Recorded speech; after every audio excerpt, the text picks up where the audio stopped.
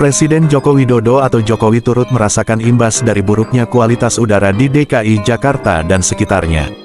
Menurut Menteri Pariwisata dan Ekonomi Kreatif Menparekraf, Sandiaga Uno, Jokowi merasakan batuk-batuk hampir 4 minggu. Hal itu disampaikan Sandiaga usai mengikuti rapat terbatas mengenai polusi udara di Istana Kepresidenan, Jakarta, Senin, tanggal 14 Agustus tahun 2023. Presiden sendiri sudah batuk, katanya sudah hampir 4 minggu Presiden Joko Widodo belum pernah merasakan seperti ini dan kemungkinan, kata Sandiaga.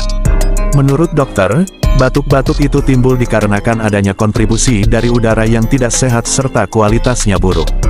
Untuk mengatasi buruknya kualitas udara, Jokowi telah meminta jajarannya untuk menjalani langkah konkret dalam waktu 1 pekan. Tadi rapat menyetujui langkah-langkah konkret secara spesifik untuk memperbaiki kualitas udara Jakarta karena kalau kita lihat Beijing berhasil melakukan itu dan saya sangat yakin dengan kolaborasi pemerintah daerah, dunia usaha, kita bisa juga memperbaiki kualitas udara di Jakarta karena sangat berdampak secara jangka panjang terhadap kesehatan masyarakat, ujarnya. Sementara dari sisi pariwisata, Sandiaga menyebut bahwa polusi udara dapat mengganggu pelaksanaan lomba lari maraton internasional yang kerap diselenggarakan di Jabodetabek, serta ajang pariwisata olahraga sports tourism lainnya.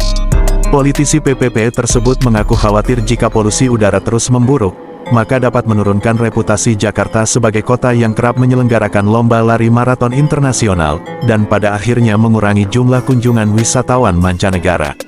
Berdampak juga pada penurunan minat untuk berwisata terutama di wilayah Jakarta yang tetap menjadi gerbang setelah Bali dan Kepri, Kepulauan Riau 3 teratas untuk kunjungan wisatawan mancanegara.